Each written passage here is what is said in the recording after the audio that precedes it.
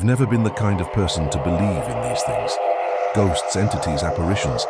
They always seemed like the result of stress, exhaustion, or maybe an overactive imagination. But that changed the winter I rented a small cabin in Cold Creek, northern Michigan. I needed quiet, isolation, and time to write.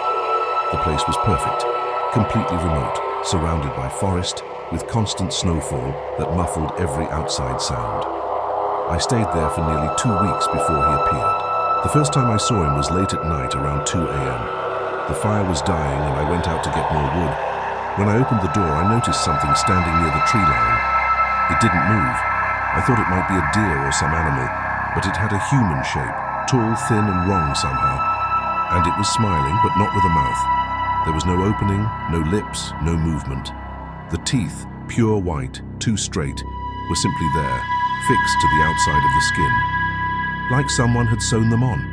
No expression, just teeth, forever exposed. I shut the door, told myself it was a shadow, a reflection, a trick of the trees.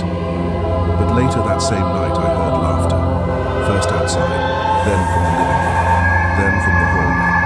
He didn't have a mouth, but he laughed. Over the next few days, strange things kept happening inside the cabin. The windows would be open in the mornings. I found barefoot prints in the snow, always facing inward toward the house, never leading away. The laughter got louder, closer. Sometimes I'd wake up in the middle of the night and feel breath on my face, and then I'd hear the sound, a dry, static-like hiss, followed by a smile I could feel, not see. One night I set up my phone to record while I slept. The next morning the file was gone, deleted. But there was a new photo in my gallery.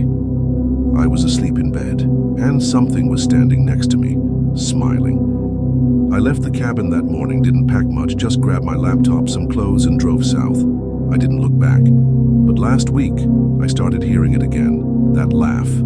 Dry, close. I locked my door and checked every window. They were shut. Then I noticed the mirror in my hallway. There was something behind my reflection. It wasn't smiling, because it didn't